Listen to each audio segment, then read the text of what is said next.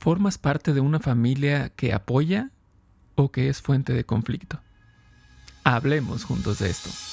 Bienvenidos al podcast Supervive. Supervive es mucho más que un movimiento. Es un compromiso para vivir con más salud, felicidad y resiliencia. Juntos y juntas aprenderemos hábitos de bienestar efectivos que ayudan a prevenir enfermedades crónicas y reducir inequidades en salud. Creemos firmemente que la salud es un derecho humano. Supervive está aquí porque una comunidad sana transforma vidas. Vamos juntas y juntos hacia un bienestar integral. Este podcast es para ti. El contenido es informativo y educativo. Sin embargo, de ninguna manera constituye consejo médico o sustituye una consulta con un profesional de la salud. Las opiniones expresadas por nuestros invitados son personales y su participación no implica un respaldo a ellos o a la entidad que representen. Mundialmente, el concepto de familia pues es muy variado. Tenemos, por ejemplo, estas películas de la mafia italiana, ¿no? Del Padrino y estas cosas, y la familia y las comidas así con los mafiosos, pero es toda la familia del mafioso, ¿no? Y todos unidos y todos juntos. Pero también tenemos otras imágenes de familias, las familias latinas. Por ejemplo, estaba una película de la familia de la novia. Bueno, hay un montón de películas en torno al concepto de familia y podemos ver ahí en eso cómo es concebida la familia en diferentes culturas, ¿no? Como acá la italiana, como la latina. Incluso dentro de las latinas hay diferencias entre, no sé, México, Brasil, Chile, Argentina, de cómo se llevan las familias.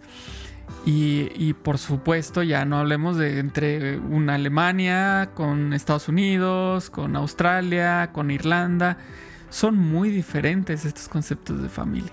Y el día de hoy vamos a platicar sobre la familia.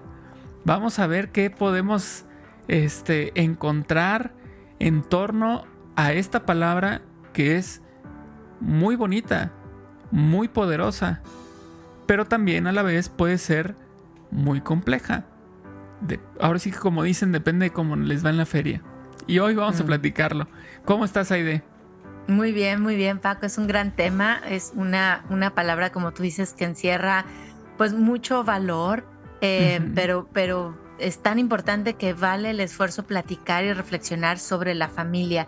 Y como dice esta gran pregunta, porque estamos, ¿te acuerdan? En la serie de dilemas, los dilemas son preguntas, son encrucijadas y vale el esfuerzo, vale la atención decir si la familia y reflexionar, pues es ese apoyo incondicional o es una fuente de conflicto, o si son las dos cosas y cómo la podemos conciliar o reconciliar. Y vamos a tener una súper invitada a quien yo le quiero dar la bienvenida y decir que ya está aquí en este episodio, Paco, con quien vamos a estar platicando de este gran tema que es Jo Llanes.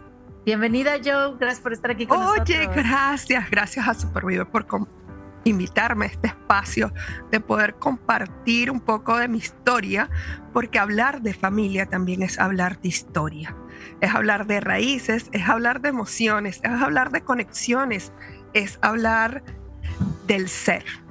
Porque el parte de la familia es lo que te forma a ti para el estar en la vida, es la primera escuela. Y como ya saben, mi nombre es Joelis Llanes, mis amigos me dicen Jo, así que me pueden decir Jo. Soy venezolana, nací en un pueblo muy cultural, muy folclórico, de 4 calles, 30 transversales en cuadrículas perfectas, donde la familia sanguínea se volvía como la familia del pueblo. Entonces este tema también me viene a mí como recordar mi familia, que también está a un clic de distancia o una llamada, porque soy emigrante, hoy vivo en los United States y también he conseguido una nueva familia. Wow, empezamos con todo, ¿eh? Empezamos con todo tanto. O sea, en esta intervención hubo recuerdos, hubo frases muy buenas, hubo aprendizaje, pero así, rapidito, muy bien, muy bien. Pues entonces vamos sacando nuestra libreta, nuestra pluma. Aide ya la tiene seguramente, es su pluma favorita, en su libreta favorita. Y vamos a empezar entonces. Mencionaste esta cuestión de, por ejemplo, ahí en Venezuela, esta familia que finalmente es prácticamente la comunidad, se transforma en una familia.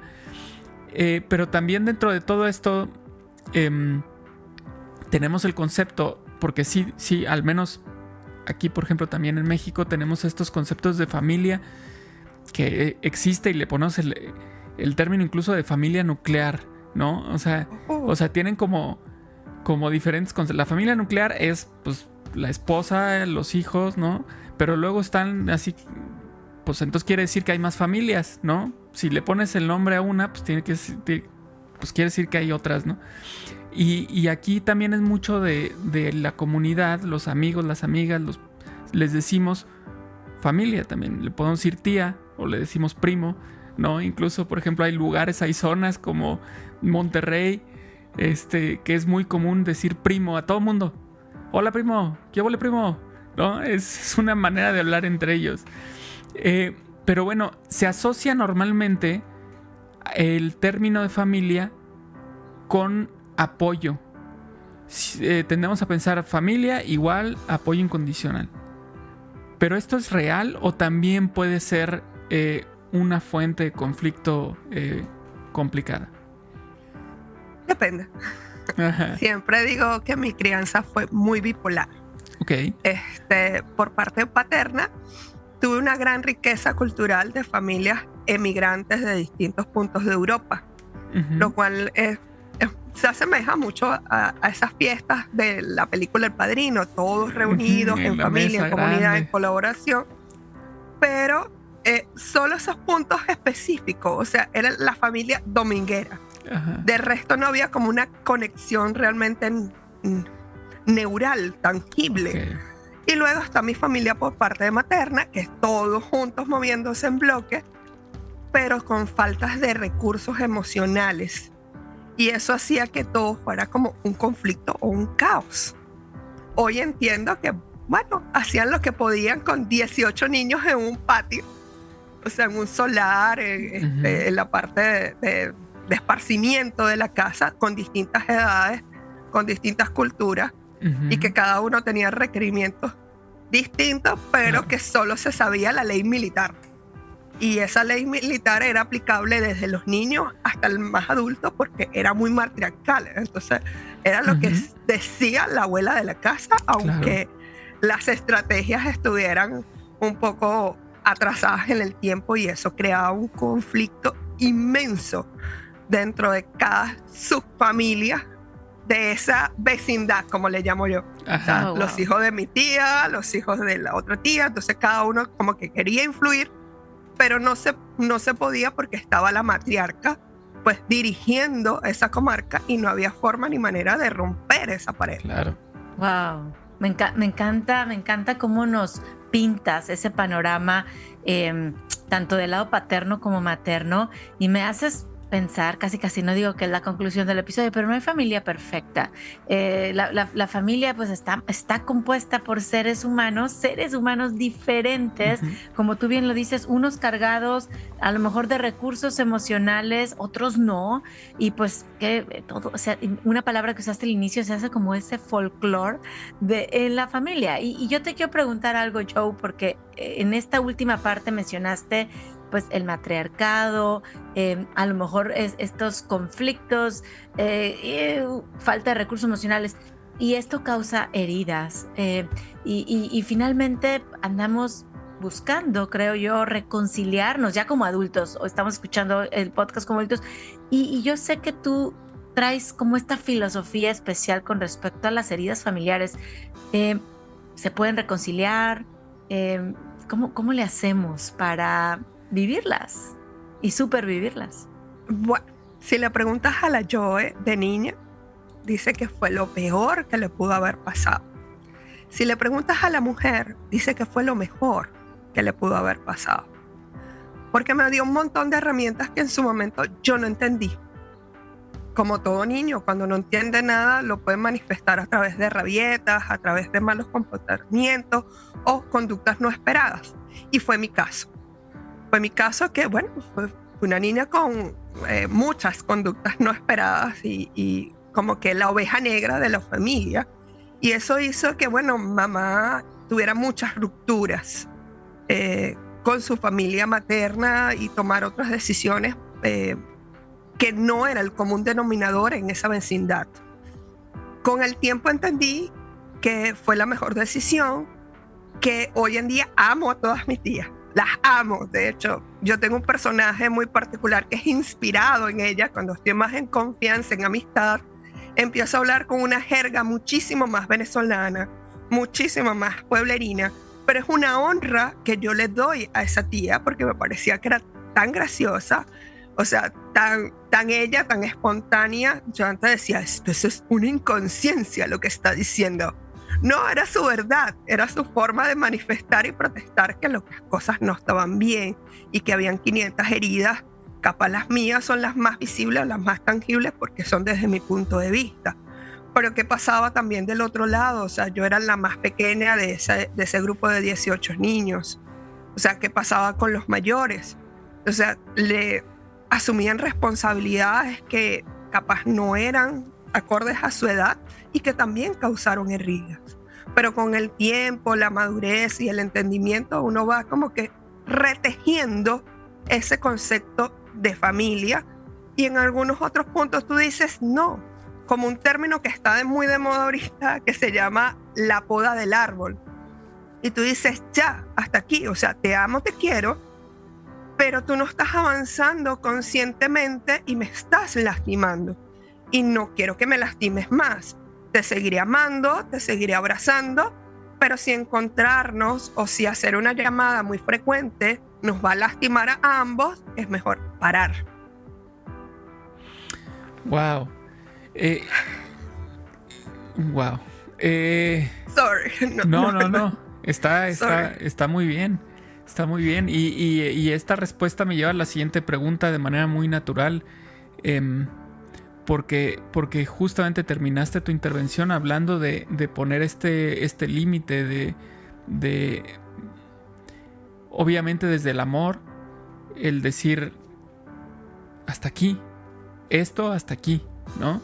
Y es que la siguiente pregunta iba en torno a esta cuestión de las familias latinas, que nos cuesta tanto trabajo hablar de manera abierta de cosas como justamente estos límites, las emociones que estamos atravesando o la salud mental que está involucrada o que se está viendo afectada por X o Y situación.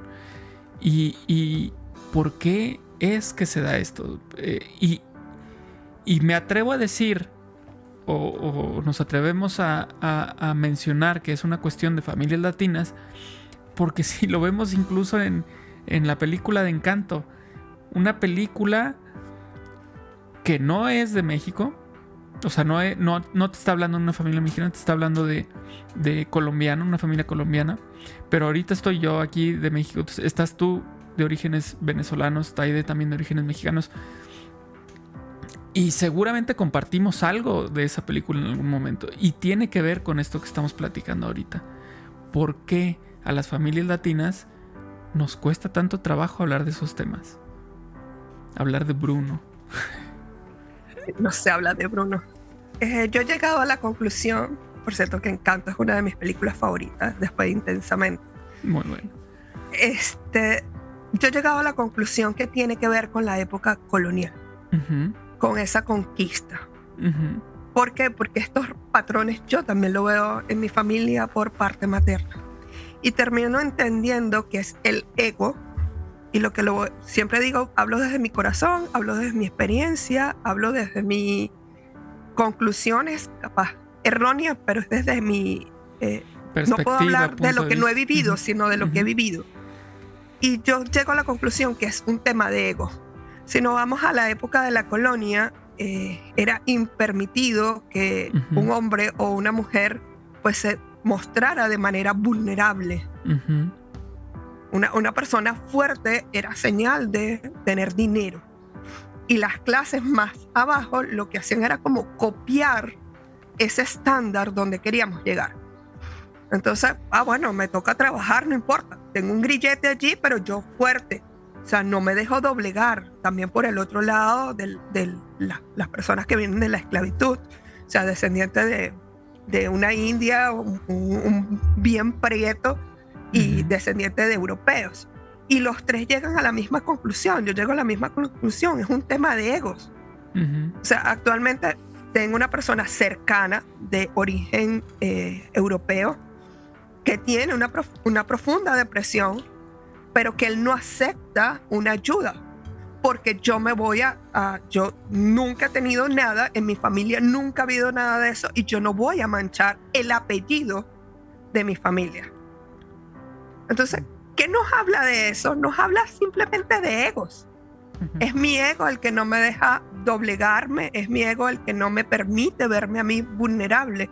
Y cuando no te permites que los demás te vean vulnerables, no eres verdad, porque estás mostrando una máscara. Y eso a mí me ha costado, y también es mi experiencia, porque Doña Perfección está sentada frente a ustedes hoy, que no se permitía llorar, que no se permitía pues fracasar, y que todavía sigue luchando con ese perfeccionismo día a día, y que tiene un quiebre cuando su hija llega a la maternidad, y bueno, la romantización de la maternidad y todos estos conflictos familiares, y mi hijo llega con un diagnóstico maravilloso, mi maestro. Y entonces empiezo yo a ver las distintas reacciones,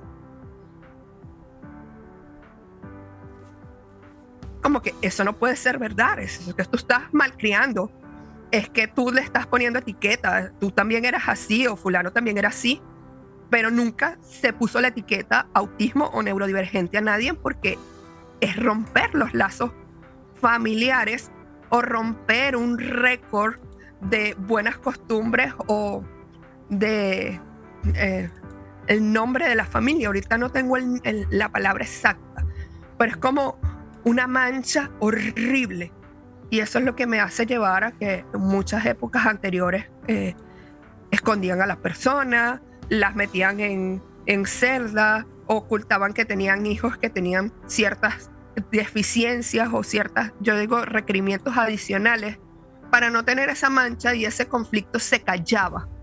Y hoy en día tenemos mayor libertad de poder decir, bueno, basta. O sea, hasta aquí, vamos a ver cómo hacemos. O sea, es un ser humano, es parte de mi familia, no es un conflicto, es una bendición. Pero hay individuos dentro de la familia que deciden avanzar o no. Y ahí es donde se empieza a incorporar esa nueva familia, ese amigo, ese compañero que empieza a caminar contigo y avanzar contigo hacia lo que sea que se llame éxito. Exacto. Oye, es que me haces pensar ahorita al escucharte que ya estás, incorporando, ¿verdad? Tu propia historia, como dices, de la maternidad, mamá de un niño con autismo, neurodivergente, y traes también este tema que viene desde muchos cientos de años atrás.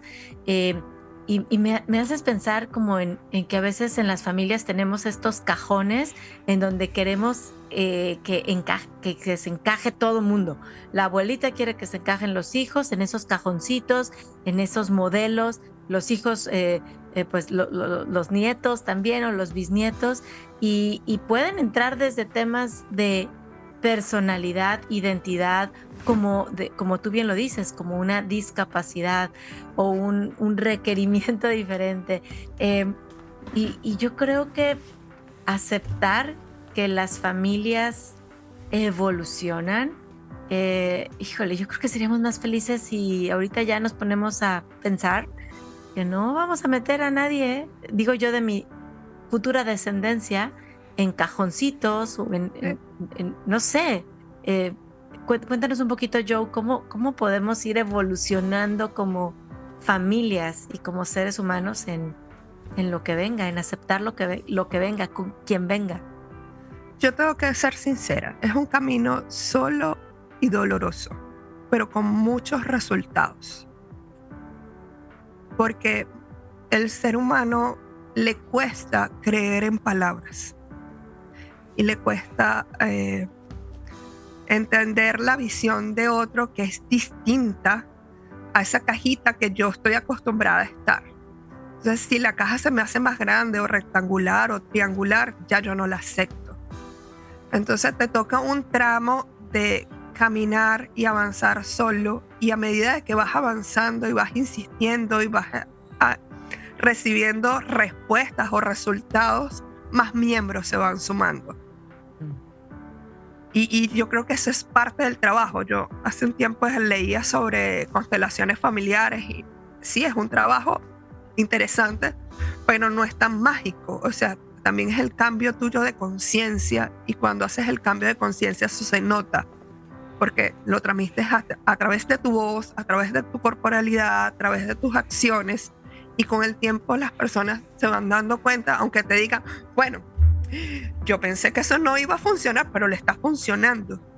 Eso es una forma de decirte sí. Y también nosotros de dejar un poco el ego y decir, bueno, me tocó trabajar un rato solo y no tengo que caer en la victimización, que qué rollo, me dejaste sola tanto tiempo, sino que ven y vamos a trabajar juntos.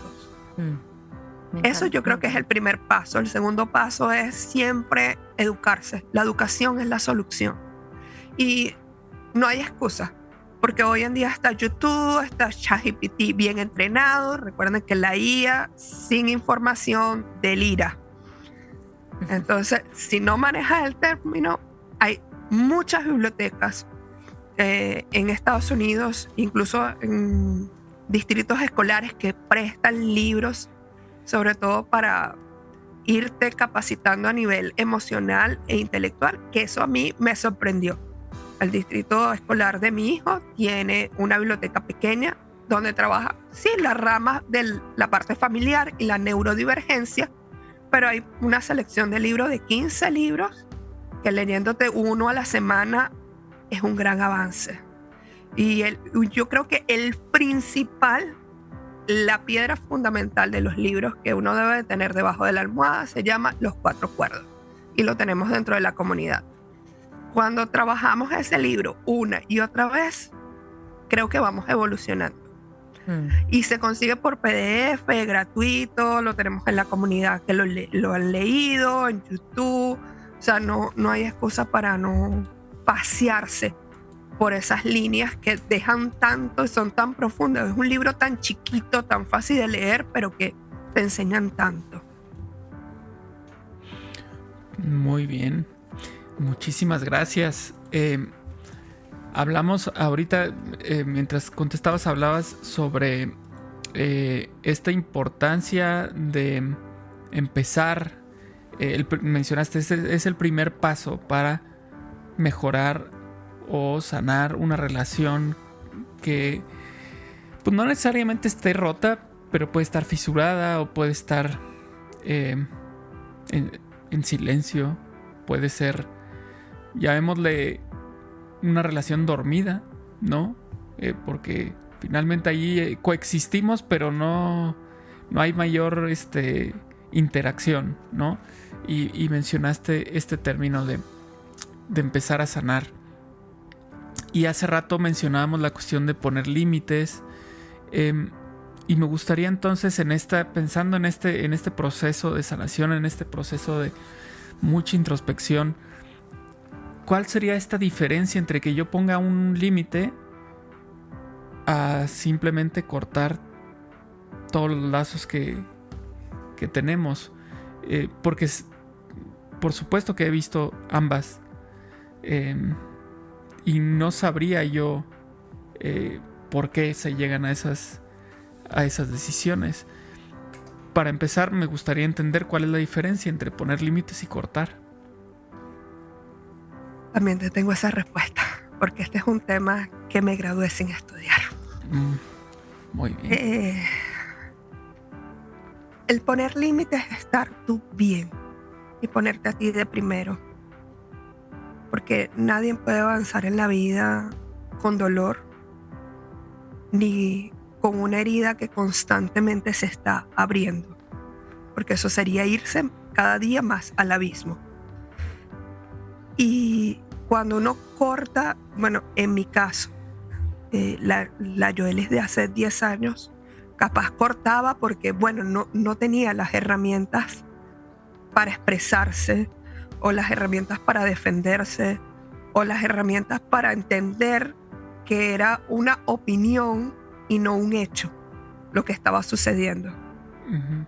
Pero la Joely de ahora se ha puesto un límite final cuando la herida ha sido demasiado profunda, irreconciliable, donde, bueno, no hay, se ha buscado varios caminos y tú dices, no, de verdad, no, punto y aparte. Yo creo que para mí eso es la diferencia, pero cuando se hace ese punto y aparte, yo creo que se debe hacer de forma muy consciente, muy trabajado. De hecho, yo lo trabajé con mi terapeuta. Se buscó la vuelta, como decimos en nuestro país. Se buscaron herramientas, no funcionó. Para mí era más liberador y más sanador decir punto y aparte que seguir ahí. Que no sé hasta cuándo, porque ese párrafo puede continuar, pero por ahora Sí. está punto y aparte. Es justo lo que te iba a decir, que me llamaba mucho la atención ese concepto de punto y aparte, porque se me hacía muy padre el hecho de que lo mencionaras, porque el punto y aparte indica que sigue algo. O sea, no sabemos qué sigue, pero sigue, continúa algo, ya sea tu vida o la vida de la otra persona, como sea, pero sigue algo. Y no dijiste punto final. Que es, yo lo escucho más común el decir y ya, punto final, ¿no? Cuando estás acabando algo y dices y punto, ¿no? Entonces, muy interesante que hayas mencionado punto y aparte. Estamos en la vida y la vida se transforma. Hoy las condiciones no están dadas, pero yo he tendido puentes. La otra parte no ha tendido puentes, no lo sé. Él también está en la vida y también puede evolucionar. Claro. Wow. Hace un momento, y voy a tratar de citar tus palabras, estábamos fuera del aire y estábamos hablando de las heridas y decías algo de volver a ellas. Y bueno, retomando este tema de poner punto y aparte, es porque hay heridas. Y obviamente, ¿no? Por eso decimos un punto y aparte y ya veremos después cómo la cosa evoluciona. Pero, ¿qué significa para ti esto de volver a tus heridas? Mi infancia, lo he dicho, no fue nada fácil. O sea, los fines de semana, familia bochinche, fiesta hasta arriba, de lunes a viernes.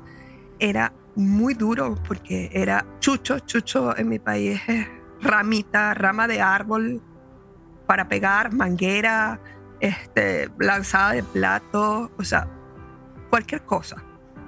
Y para mí era complicado, o sea, una de las cosas que a mí me ha costado muchísimo es el tema de la alimentación, porque fui muy pique de niña. Hoy entiendo por mi propia neurodivergencia que soy así y que lo sigo trabajando. Pero cuando, y me disculpan lo escatológico que voy a decir, pero es el ejemplo más tangible, cuando a ti te sirven un plato de frijol con arroz y tú no lo quieres, te lo obligan a comer, tú lo comes y lo devuelves y te lo hacen comer del piso, son cosas que hieren profundamente sentimental en la autoestima, en tu mente, a unos niveles que en ese momento no eres consciente, pero que pasan los años y eso está allí. Pero que en algún momento de tu vida tienes que volver a esas heridas. Y volver a esas heridas es aprender. Bueno, la persona que lo hizo no tenía nada de nivel de conciencia, ni emocional, ni intelectual, o sea, pasó porque era parte de la estrategia en mi casa, o sea, y yo era la más pequeña, la más pique, la que, bueno, tuvo cierto contacto con la otra familia que le ofrecía museos, que le ofrecía un mundo abierto, pero que, bueno, el presupuesto no daba, pero que había cierto contacto con otra realidad. Por eso es que digo que la Joely niña, eso fue lo peor que le pudo haber pasado, pero la Joely de adulta fue lo mejor, porque yo ahora puedo convivir en los dos mundos y puedo entender que las personas, aunque me ha costado casi 40 años de mi vida entender que hay cosas que la gente lo hace por inconsciencia y que en el momento me puede dar rabia, pero que de repente respiro y digo, pero ya va, tú no eres responsable de esto. Ujú. Tú no eres responsable de esto. Y que hay momentos de mi vida donde me quiebro y me pongo niña, que quiero llorar toda una semana, y es normal. Yo creo que es normal porque no fue nada fácil. Entonces a eso es lo que yo me refiero, volver a mis heridas y aprender. ¿Por qué pasó? ¿Qué puedo hacer? ¿Cómo puedo mejorar? ¿Cómo puedo hablar para que estas cosas no sucedan? Y este espacio me lo está brindando. Cuando a mí me llegó la invitación al podcast, yo siempre reacciono cuando estoy nerviosa con una carcajada. O si algo me incomoda, me río, pero es una técnica. Mi hijo está por aquí. Sí. No pasa nada. Por si acaso, si hace alguna interrupción. Entonces, es una de las mochilas que yo tengo. Una de mis herramientas es mi mochila, es la yoga de la risa. Entonces, si algo me incomoda, yo engaño mi cerebro y me río. Las personas pensarán que yo soy una falta de respeto y me río a carcajadas. Y la gente dirá, bueno, esta se volvió loca. Pero es mi manera de volver a tierra y decir, epa, ya va, te estás yendo para la loca de la casa que te está diciendo algo que no es real. Claro.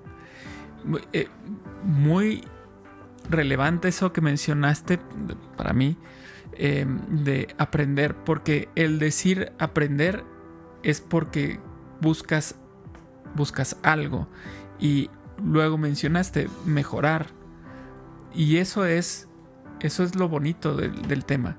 Uno aprende porque busca hacer las cosas mejor de lo que le tocó vivir o experimentar en su momento.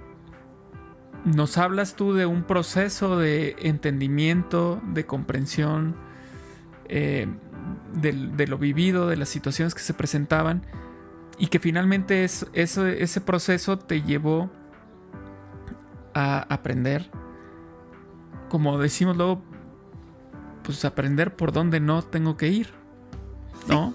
O sea, es tan simple como eso.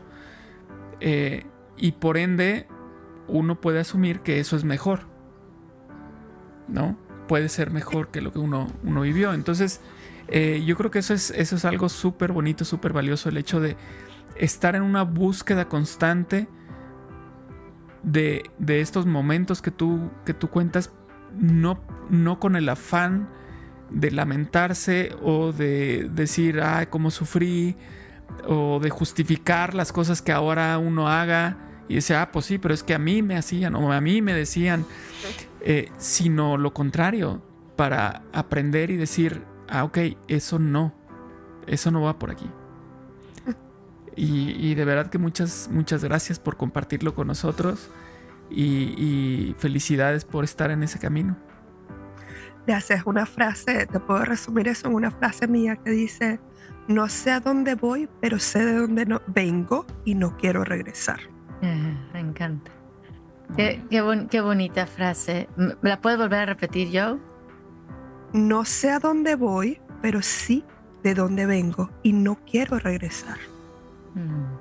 Una frase que resume muy bien lo que hemos estado platicando. Una frase que te identifico con ella y que me comunica tu valentía, tu proactividad, tu sencillez también para seguir adelante, y también tu amor por compartir, porque lo que hemos vivido en el pasado, familias, somos seres humanos imperfectos, entonces hay familias imperfectas, pero queremos formar, vamos a hablar a futuro de familias con paz, de familias que se amen más, ¿no? De familias que tengan más recursos, y yo creo que empezar a hablar de este tema es muy importante, y que tu frase, que tu ejemplo, que tu testimonio pues nos dé mucha luz a todos. Ese es mi deseo, y de verdad mi agradecimiento. Gracias, Joe, por venir a contar tu historia, a compartir tu alegría, tu dolor, y a hacernos ver que con esa sencillez, con esa valentía, con esa proactividad podemos formar familias que compartan más paz y más amor, que mucho se necesita en estos momentos. Gracias, Joe. Gracias a ustedes, gracias por este rato. Gracias a Supervive, porque es parte de mi nueva familia. No es perfecta, pero sí es verdadera. Ah, qué bonito. Qué bonito. Pues con esas palabras cerramos el episodio de hoy. Como siempre lo hemos dicho, esperamos en verdad. Bueno, es que yo no puedo decir en este caso esperamos. Yo creo que seguramente le va a ayudar a muchas personas. Va a inspirar a otras. Va a abrir los ojos. Nos va a invitar a reflexionar. Entonces disfrutemos de este episodio y compartamos este episodio porque seguramente también puede ser útil para nuestras amistades, nuestra familia, nuestros compañeros de trabajo, lo que sea. Compartan y seguramente sacarán algo de provecho como lo estoy haciendo yo el día de hoy. Bravo, Paco, gracias. Gracias Joe, gracias a todos amigos y amigas y nos vemos en el próximo episodio de Supervive Podcast. Gracias por escuchar Supervive Podcast. Recuerda que estamos en Spotify, Apple Podcast, Iono, YouTube, iVoox y en Supervive Comunidad App, que la puedes descargar a tu teléfono celular. Comparte este episodio y ayúdanos a cambiar más vidas con salud, felicidad y resiliencia.